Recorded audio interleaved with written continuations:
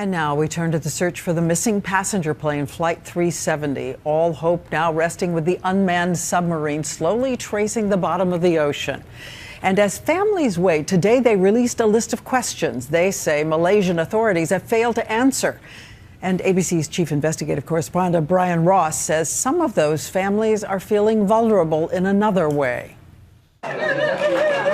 In the midst of their anguish and grief, families of the missing passengers say they are being besieged by high-stakes versions of ambulance chasers, U.S. lawyers looking for clients. That's piling insult onto injury, and that's just not acceptable. Among the U.S. lawyers who have already shown up in Malaysia are members of the Ribbick law firm from Chicago, led by Monica Ribbick Kelly, already discussing multi-million-dollar lawsuits against Boeing, even before anyone knows what actually happened. We cannot wait for them to find the wreckage.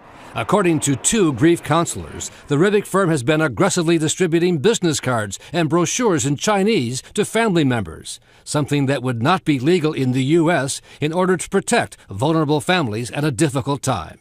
Cesar's son is a volunteer grief counselor in Beijing who told ABC's Gloria Riviera about the experience of one family member. He told me that a lawyer came to him and said, you can get $1 million if this one, the plane was confirmed as crashed, and you have to let us do it. So sign here. Sign something so we can do it for you. The Ribbick firm lists its address at this Chicago high-rise, but the offices, as first reported by the Chicago Tribune, appear to be empty, supposedly being remodeled. Miss Kelly, Brian Ross. And when we caught up with the lead lawyer, Monica Ribbick Kelly, she denied that any of her lawyers solicit clients directly and said the dozens of families she signed up all asked her to represent them. Do you think at this point, before the plane is found, before any bodies are recovered, that you should be negotiating with these families, signing them up to give you a percentage of what they get? Is that right? It's up to the families. Do you think that is ethical and moral? It is ethical and moral. And you're proud of doing that? Of course.